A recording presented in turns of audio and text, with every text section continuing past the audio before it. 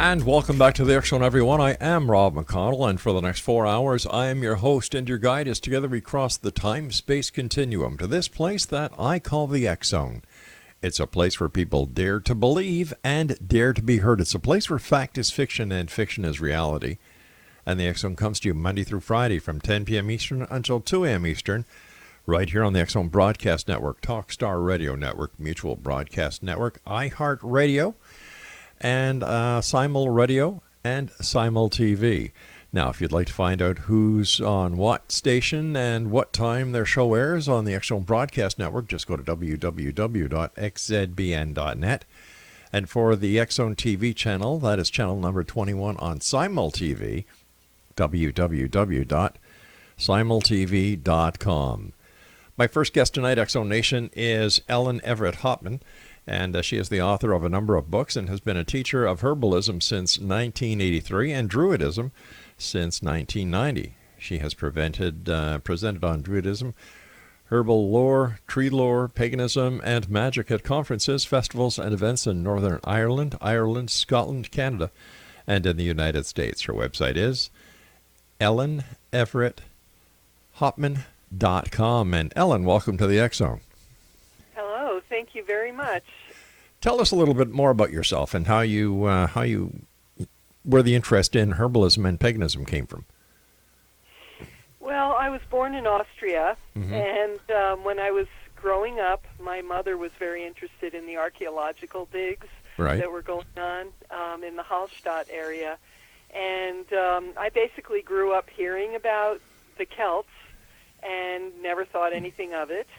I just thought everybody grew up that way. And then it wasn't until I was in my 30s I started getting interested in Celtic music. I heard Celtic music for the first time and fell in love with it, became a Ceilidh dancer, and I had an herbal practice in Philadelphia at the time, and one of my clients came to me, and as I was taking her case, she just casually mentioned that she had met a Druid, and I had never heard that word before. This was in the 80s, it was a long time ago, and as soon as I heard that word, I was immediately interested. That's putting it mildly. It's like I just knew that that was something that I needed to look into, and that was before the days of the internet. You know, it wasn't that easy, and I just started looking for Druids, and I've kind of been doing that ever since. I mean, I've been a Druid since 1984, I guess, officially. So as a Druid, what do you do? What is the difference between being a Druid and being a pagan and being a Christian, so to speak? Well, you can be a Christian Druid, or you can be a pagan Druid, so it gets a little confusing. But the Druid is basically well, in ancient times, the Druid was part of the intellectual class for the Celts, and any Celtic area, Scotland, Ireland, anywhere in Britain, Gaul, which is France, Germany, all those areas, Austria, you had the intellectual class, which is the equivalent of the Brahmins in India. And it took 20 years of training to become a Druid, but probably most Druids were born into Druid families. And, of course, now there are enough Druids in the world again that there are kids being born into Druid families. But if you're not born into a Druid family, you're supposed to get some training to be a Druid. But it's really the equivalent of a Brahmin in the Hindu structure. The social structure of Hinduism, the social structure of the Celts was pretty much identical. They both come from the Vedic culture. So you have the Druids, the Brahmins, and then you have the warriors, and then you have the farmers and producers, and then you have the slaves and untouchables. So it's the exact same social structure. And Druids today, just like Druids in the past, we read voraciously. We're very intellectual. We love history. We love archaeology, ancient history. We love languages.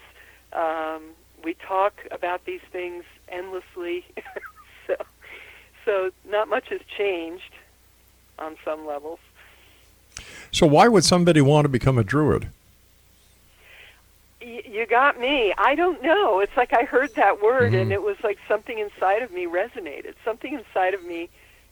Some people hear the word witch, and they immediately resonate with that. I have not resonated with that word, but when I heard the word druid, something inside of me responded. That's the only thing I can say. It was like, that still small voice from within.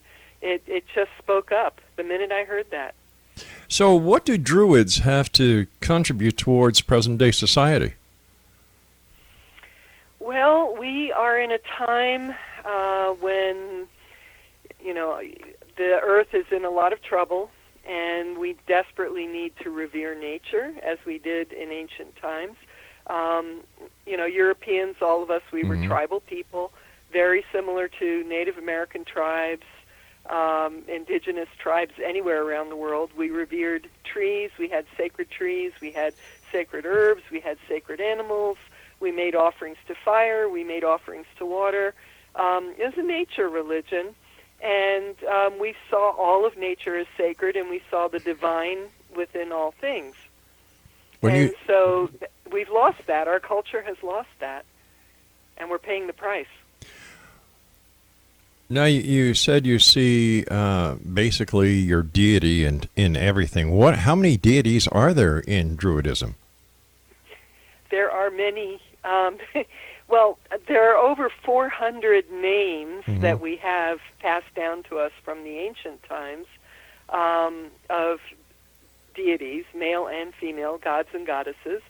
But we also have the ancestors. We also have the She, who are the fairies. There's many different classes of fairies.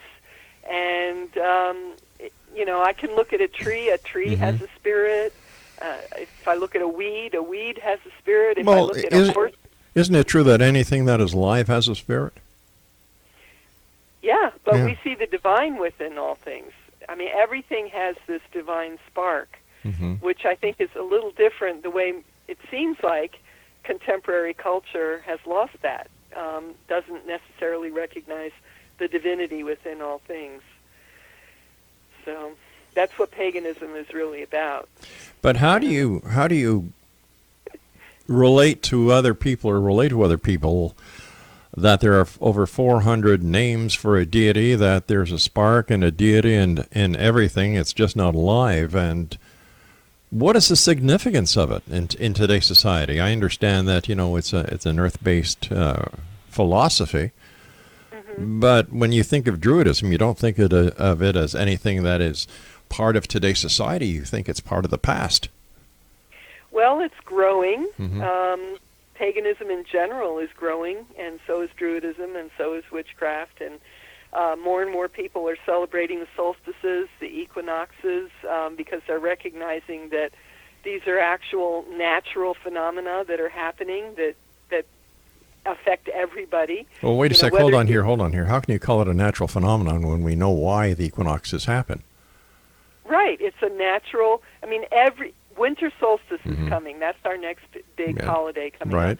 Every person on the planet is going to experience winter solstice, whether they think it's special or not. Right. It's there for everybody, So we honor it. We stop and honor it, and we honor the points in between, which are more agricultural festivals. The Celtic festivals are in between the solstices and the equinoxes. So.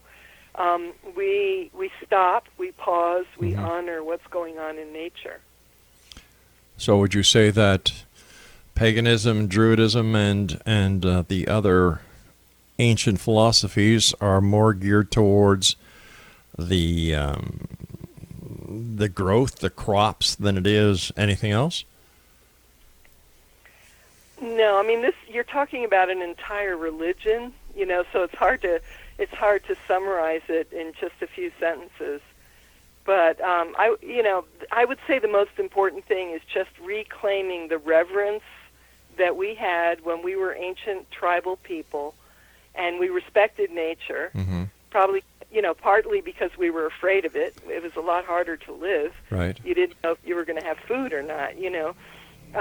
But we are modern people. We live in houses. We have heat, we have light, we have running water, and yet we stop and we thank nature. We recognize nature. All right, stand by, Ellen. We've got to take our first break. Exo Nation, Ellen Evert Hopman is our special guest this hour. www.elleneverethopman.com, and we'll both be back on the other side of this break as we continue here in the X Zone from our broadcast center and studios in Hamilton, Ontario, Canada. My name is Rob McConnell. Don't go away.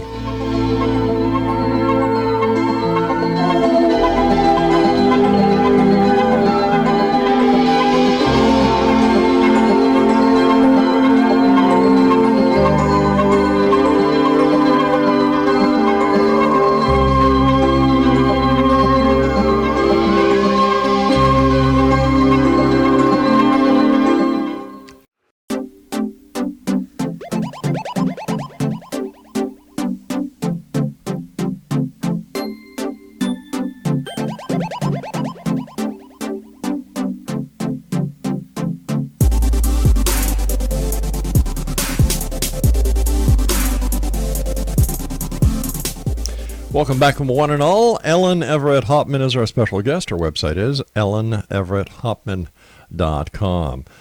I understand that you are a founding member of the Order of the White Oak. Can you tell us about that order? Well, that was a group of us who met online in 1996, and we were talking about what is a Druid. And there were about 50 of us at the time, and I actually pulled together a list of the most reputable, knowledgeable Druids that I knew of in the United States and a couple in Canada. And we just discussed what is a Druid and what is not a Druid. We were trying to pin it down. And after a year of talking about that, we realized that we had created a training program, because we had defined what you had to know to be a Druid. So in the winter solstice of 1996, we did an initiation ceremony. There were 12 of us who did that. We self-initiated. And then we kind of took it from there. And if people visit the White Oak website, you can find rituals there posted, and just a lot of links, and there's a beautiful virtual shrine to the goddess Bridget where you can leave prayers, and we do have a list on Facebook that you can join if you're interested. But then after that, I went on to create a teaching grove. If people are seriously interested in studying Druidism, it's called Tribe of the Oak, tribeoftheoak.com, and it takes about 3 years for people to finish the study program. There's a lot of reading involved, and I welcome people to apply if they're interested. And we have members all over the world. So we have members in South Africa, right, and Canada, Europe, U.S., all over the place. All right. So if Christians look at Druidism, does that cross the line into sacrilegion?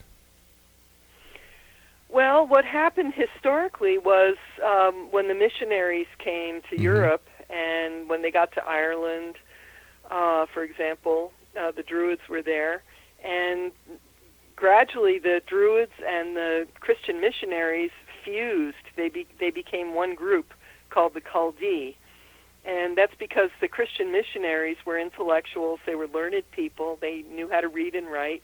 And the Druids were the intellectuals and learned people of the tribes, and eventually the two just kind of melded together. And there are lots of Christian Druids in the world today, so you can be a practicing Christian and also be a Druid. But doesn't that contradict each other, or how do they live in harmony within one religious philosophy? Well, you should know that Queen Elizabeth is an initiated Druid, so is Prince Charles. Okay, and so was Winston Churchill. Okay, but that doesn't really answer my question. Right, but if you Google them and then Google Druidism, and you can see how they did it. There are, in Wales, they have these poetry competitions. You know, the Gorseids, those people are all Christians, and they become Druids. They become initiated Druids.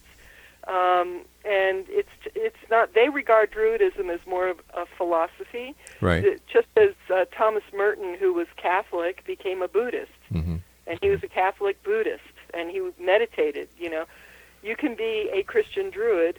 That would make you a Christian who revered nature. Gotcha. Creation spirituality, that kind of thing.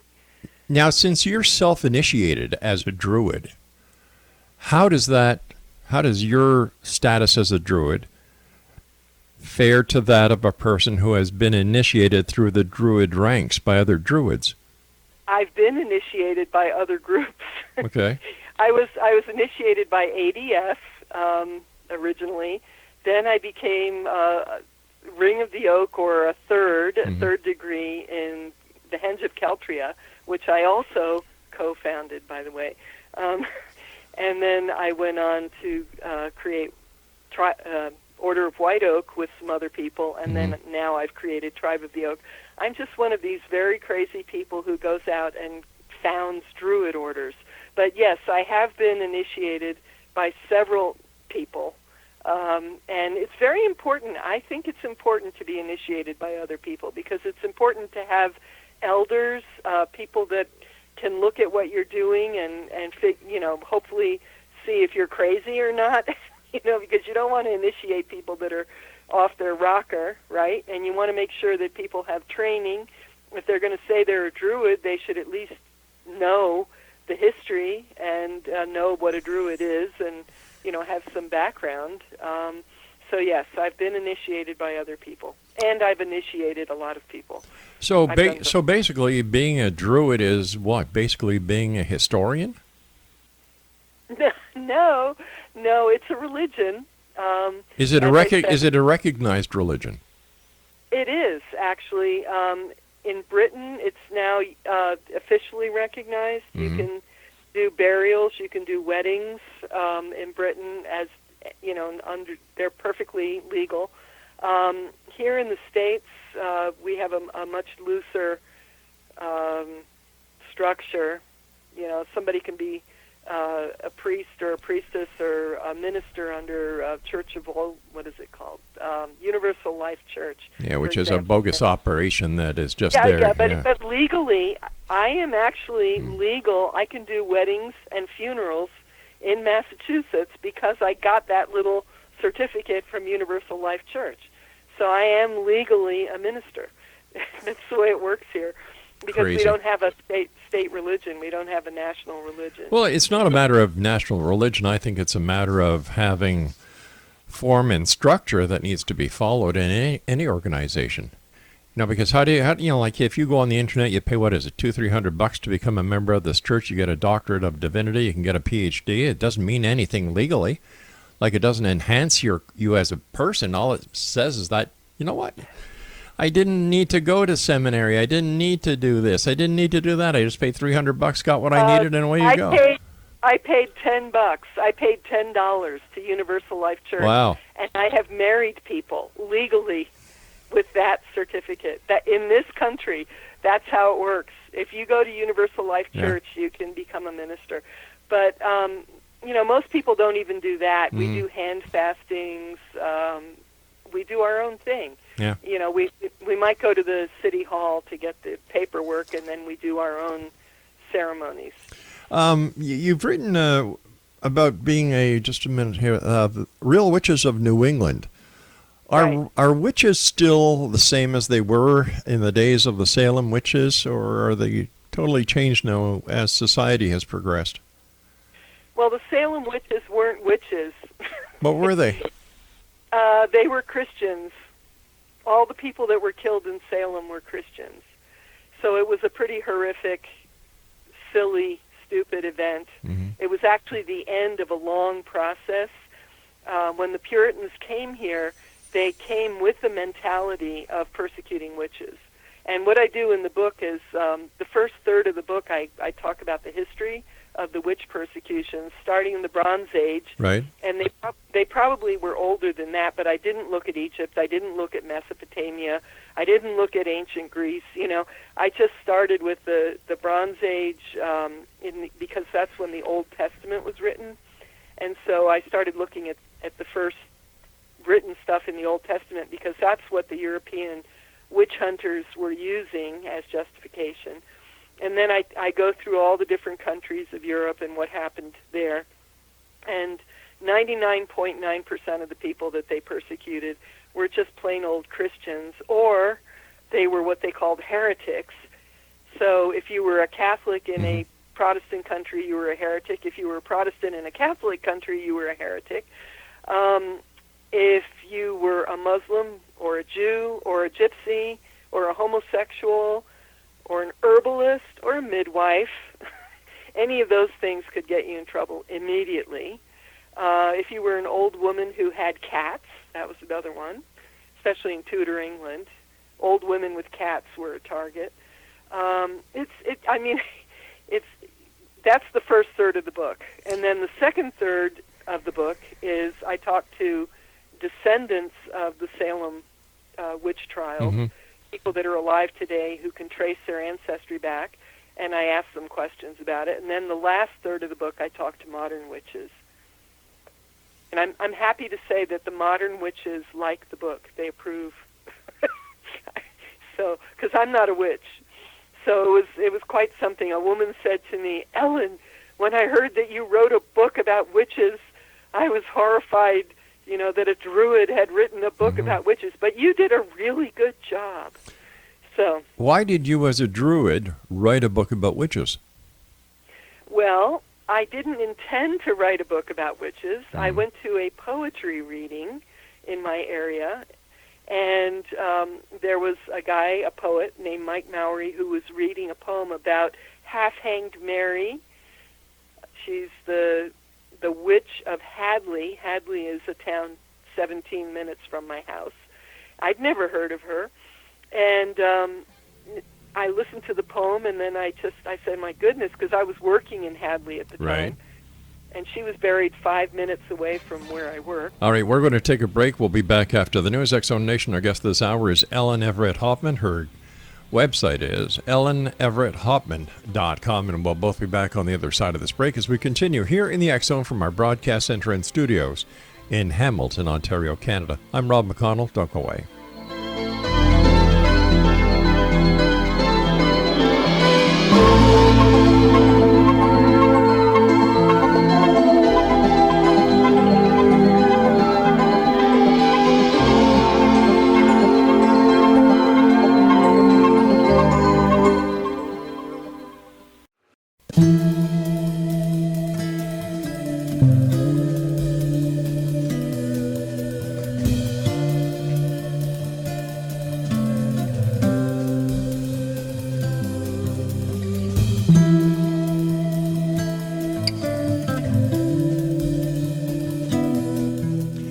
X-Zone Nation, our guest this hour is Ellen Evert Hopman. Her website is elleneverethopman.com. Why do you think Druidism and witchcraft, Wiccans, paganism is gaining popularity in a modern society? Oh, boy, there's a lot of reasons. But one big reason, I think, is that people are not going to the churches as much as they used to. And, of course, there's a lot of reasons for that. I was in Ireland this summer, and I've been there before, but last time I was there was well over a decade ago. And at that time, Ireland was thought of as the most Catholic of countries.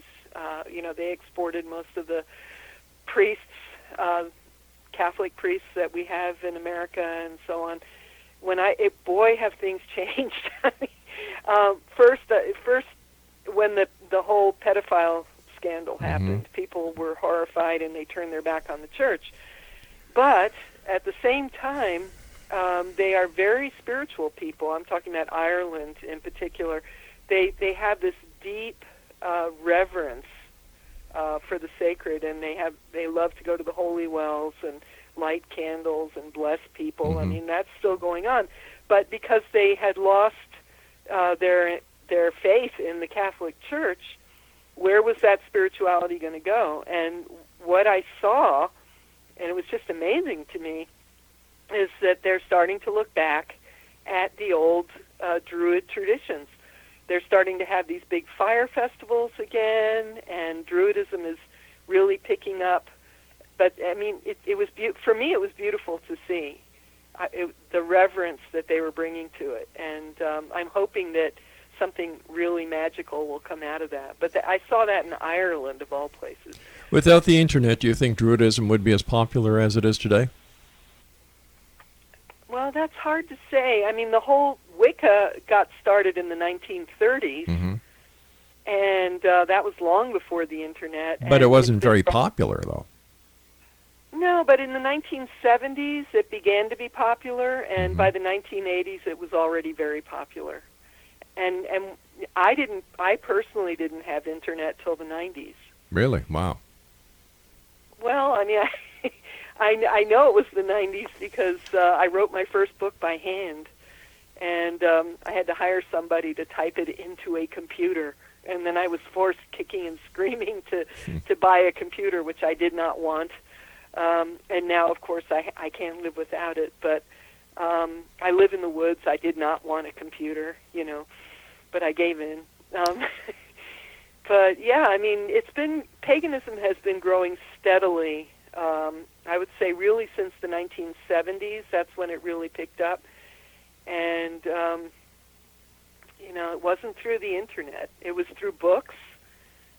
Pagans are very well educated. The few surveys that we've done, a much higher percentage of the pagan population has bachelor's and master's degrees than the average person. So let me ask you this, because this is the second time you've made reference to non-Christian philosophies as, pagans are better read, and now you're saying Wiccans. Are you trying to say that just because you're not a Wiccan or a Druid or a pagan that you're stupid? No. No, I'm not saying that. I'm just saying we did a survey to find, because we wanted to know what the main professions were and what degrees of education people had. And we found out, much to our surprise, because what the sociologists were saying, and I don't know if they're still saying this, but they were saying that a person who's a pagan is typically a woman with no education who feels desperate and turns to magic. That was the sociologist's definition. And so we did a survey to find out who we really were. And it was done by a magazine called Green Egg. That was a long time ago. And we were very surprised by the result. It was completely the opposite. The three main professions, computer programmer, teacher, and therapist. Those were the main professions. And people had a lot of education, and pagans read voraciously. That's something that we seem to have in common. How many people responded to the survey, and how was the survey vetted and bona fide? It was a long time ago, so I can't answer that. Okay. I really can't. But, you don't have to talk to that many people. You can extrapolate. I don't know what the exact numbers are, but if you get up to a certain number, just a few thousand, you can extrapolate from that. I understand that you're also into herbs, and you're a herbologist, a herbalist? Yep. Okay, now tell us about herbs and how they fit into the Druid, Wiccan, pagan society. Well, there are a lot of herbalists out there who are not Druids, pagans, and Wiccans. Herbalism is a profession. It's a healing profession. I've written quite a few books now on herbalism, but one of the things I do, which is a little bit different than what other people do, is I like to bring in the lore for each of the herbs. Right. So I like to bring in Irish lore, British lore, Scottish lore. When I talk about a plant, I talk about the healing uses, but then I also talk about the ancient historical beliefs around the plant. And that's just something that I really enjoy doing. And that's something that Druids like. They enjoy that too. Can you give us some example of some plants and the story behind the plant and how it is used? Well, for example, right now everybody's talking about mistletoe because the winter solstice is coming up. Yeah, Christmas, Yeah. So mistletoe is a very important plant. In ancient times it was called all heal because it healed so many things. And you can look up Pliny, or I don't know if you say Pliny or Pliny, the ancient philosopher and historian. He wrote about the Druids gathering the mistletoe. There's a ritual. He wrote the whole ritual down. We have that ritual. Mm-hmm. The Druids dressed in white. One Druid would climb up the tree to cut down the mistletoe. Another Druid would be waiting below, dressed in white, carrying a white cloth, and the mistletoe had to drop down onto the cloth. It was not to touch the ground because it was a very, very sacred plant when it was found growing on oak. And lo and behold, modern studies have been done. It turns out that mistletoe growing on oak has the most potent anti-tumor activity. So it's good for certain specific kinds of cancer. If people are interested, anthroposophical medicine has a remedy called Iscador, which is made, it's mistletoe growing on oak. And I have a book called The Druid's Herbal for the Sacred Earth Year, where I have a whole chapter on mistletoe and all the different ways that it can be used. But you have to use Viscum album, which is the European mistletoe. The mistletoes that grow in America, I don't think you have mistletoe in Canada, do you? Probably not. I couldn't tell you. Like when I want mistletoe, I just go down to the local florist and get it. Yeah, it's too cold, I think, in Canada. But mistletoe grows in the South here, like in Texas and Arkansas, Georgia, places like that, Florida maybe. It grows in England, but that's because the Gulf Stream warms the climate. It's not quite as cold there as it is here. So anyway, mistletoe, very important to Druids. The story is that if you hang it over the bed, it will give you pleasant dreams. If you add it to any magical working that you're doing, it will enhance the magic. But then it is a cancer remedy. And I think the Druids knew exactly what they were doing. Why else would they? When they found it growing on oak, it was such a big deal that they would sacrifice 2 white oxen in thanks for finding it growing on an oak tree. And it does grow on apple, and it grows on poplar and other trees as well. But they only did that when they found it growing on an oak. So is mistletoe basically a fungus of some sort that grows on another plant? It's not a fungus. I think the word is saprophytic. It's a saprophyte. It's not quite a parasite.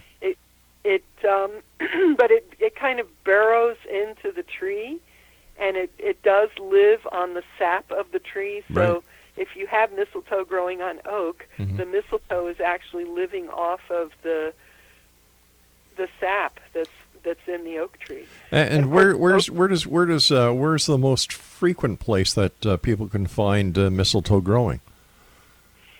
What plant? Well, like I said, the southern United States. No, I know, but which tree or which plant? Oh, frequently? Yeah. Well, I've seen it on apple trees. That's where I've seen it. When I went to Glastonbury in England, I went to a campground, and there was mistletoe hanging down from this apple tree, so I pitched my tent right under the apple tree so that I could sleep under the mistletoe. That's where I've seen it. All right, stand by for our final break. Exonation, our guest this hour is Ellen Evert Hopman. Her website is elleneverethopman.com, and we'll both be back as we wrap up this hour here in the X Zone from our broadcast center and studios in Hamilton, Ontario, Canada. I'm Rob McConnell. Don't go away.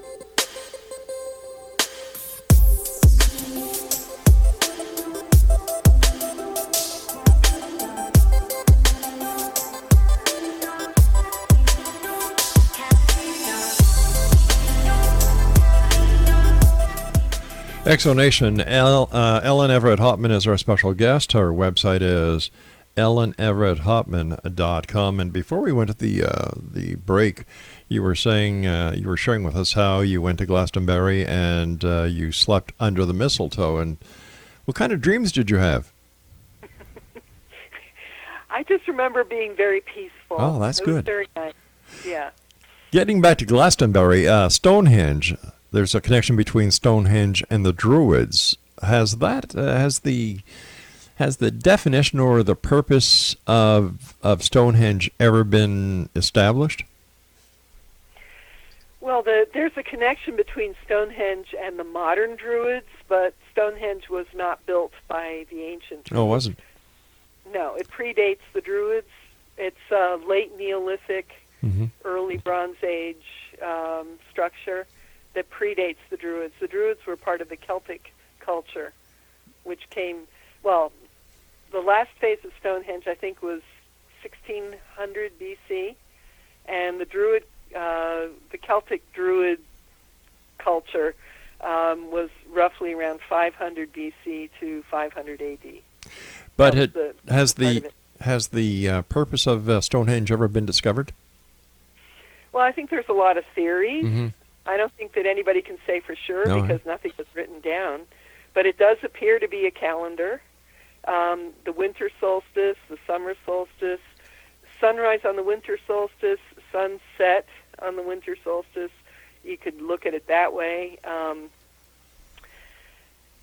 It's also a burial ground. The whole thing is a huge burial ground. Really? There are graves everywhere, including inside of it, all around it. You know, we don't really know. I mean, it's a sacred site. That much we know. It's definitely a sacred site. And of course, modern Druids love to go there and have big celebrations. Sure. Any excuse for a celebration, whether you're a Druid, a pagan, a Christian, or a Catholic. Let's have a celebration of one sort or another. Also in your book, I understand that you touched on spells. So let me ask you this. Are spells real? Well, a lot of people do them. And in the book I talked, like I said, the last third of the book, I talked to modern witches. And one of the things I asked them is, do you do spells? And if so, can you give an example? And each person that I interviewed, I believe all of them gave some kind of an example of a little spell of some kind. You know, nothing scary, no animals were sacrificed, nothing like that. And by the way, modern Druids don't do anything like that. We stopped doing anything like that 2,000 years ago. So if there are a couple of Druids out collecting mistletoe, dropping it in the white, and they wouldn't be sacrificing any oxen, right? Probably not. Well, that's good. We had a big discussion about that when we were creating the Order of White Oak, and we said, what would be the modern equivalent of 2 white oxen? And what we came up with was a Lexus automobile. So if any Druid wants to do a big sacrifice in thanks for gathering the mistletoe, go trash a Lexus automobile, a white one. Why Lexus? That's just what we came up with. We were discussing it, you know, would it be a Volkswagen Beetle? No. You know, somehow the cost of the Lexus seemed equivalent to the cost if you were an Iron Age farmer and you were sacrificing 2 white oxen, presumably 2 healthy white oxen. That's a big deal. Okay. I'm still trying to figure out the connection between a Lexus and being sacrificed instead of some sort of effigy that could be done with paper mache. Well, it was just the equivalent. We were trying to come up with an equivalent. What would be as valuable to a modern person as those 2 white oxen? So I would imagine that there are no pagans that own white Lexuses. No, well, I've never heard of anybody sacrificing a Lexus. Hasn't happened as far as I know. Okay. What are some of the spells that the witches that you interviewed for your book came up with? Could you share one or two with us? Okay, I'm walking over to my altar, I wasn't prepared for this question, so I have my notes here. Okay, so here's an example. Okay. If you have a mortar and pestle, you know what a mortar Yep. and pestle Mm-hmm. is? Okay, so if you have a need or a desire, it's always good to speak in rhyme. And so you say, turn the wheel, set the task, bring to me the thing I ask. As you counterclockwise turn your mortar and pestle. And you're thinking about the thing that you need. That's one. Is there anything that you're grinding as you're doing this, or is it just an empty? It's the motion. It's just the clockwise motion. Oh, okay. But, I've thought a lot about this. I've thought a lot about what is a spell, what is magic, why certain colors, certain kinds of candles, why certain herbs and all that. And this is what I've come to, is that all these things, if you have the right time of day, the right day of the week, the right color of candle, you invoke the right deity, you say your rhyme, you have the right herb that you're burning in front of you. All those are props so that you can focus your mind, you focus your intention more strongly on the thing that you want to manifest. That's what I figured out. Right. Makes sense. Yeah. But unless you do something to actually, it's nice to think of something that you want. Unless you actually work for it, no matter what kind of magic you use, whether it's magic voodoo or good old-fashioned Christian prayer, it's not going to happen. You've got to do your fair share to make things happen. Right, and to get your mind focused so that you have the energy to follow through on that thing, whatever it is, it helps. It helps to have the right colors and scents and herbs and candles and, that's what I think it is. It's really about focusing your mind, and once your mind is very focused, you can be more disciplined. Well, couldn't you do that? Couldn't you just do that with meditation instead of having all these different props all over the place? Sure, you could, but then you wouldn't be a witch. Oh, so a witch, to be a witch, you have to get into the flair of the props. Well, that's what witches do. That's what a lot of witches do.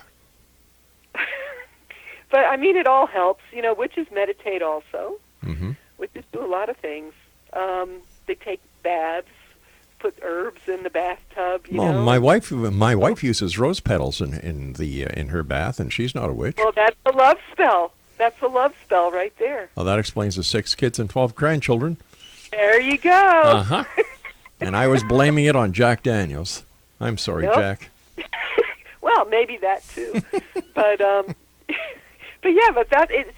that's what magic is. It's creating this whole, magical illusion that now you just said something very interesting there. The illusion, which means that magic is not real. I don't mean illusion in the sense of deceptive. I mean illusion in the sense of a vision. Well, why didn't you say vision? Why did you use illusion? Because it doesn't work in a sentence. You can't create a magic. Well, you can. Sure, you can. Yeah. Okay. So you create a magical vision. There you go. For example, I'm looking at my Christmas tree right now. Christmas trees, as you know, are pagan. That's right. That is a pagan symbol, right? Yep, it is. So what the heck is that all about? So I'm looking at my tree, and it has all these little white lights on it. Yeah. So what the tree is telling me, I've got this green tree in the house with white lights on it. And it wouldn't work with black lights. Subconscious mind that light will return and that life will continue. Even though when I look out the window, the trees all look dead because they have no leaves. Everything looks dead. And we even have snow on the ground. So this tree is magically invoking the return of the light, which happens at the solstice, of course, and the immortality of the evergreen. It stays green no matter what, right? Unless it's cut down or unless it gets a disease or something, unless it's burned, yeah. Yeah, but we bring them into the house. It reminds us that life goes on. even though it's dark outside and it's cold and it looks like everything's dead, we know it isn't, and we bring the greenery into the house, and it's life. Unless it's artificial, and you use an artificial tree that is... I was amazed to see some of the different colored artificial trees you can buy these days. Huh. Yeah. Did you see the pictures of the White House? Yes. That was, well... Have you been to Costco lately? Huh. No. I've never seen a pink Christmas tree before. Ugh. Exactly. Sorry. Don't be. I agree with you 100%. Hey, listen, Ellen, you and I have to say so long for tonight. I do want to thank you ever so much for joining us. Continued success in everything that you do. And Exonation, if you'd like to find out more about this very interesting young lady, visit her website, EvertHopman.com. And I'll be back on the other side of this commercial break with the news as we continue here in the X Zone from our broadcast center and studios in Hamilton, Ontario, Canada. I'm Rob McConnell. Don't go away.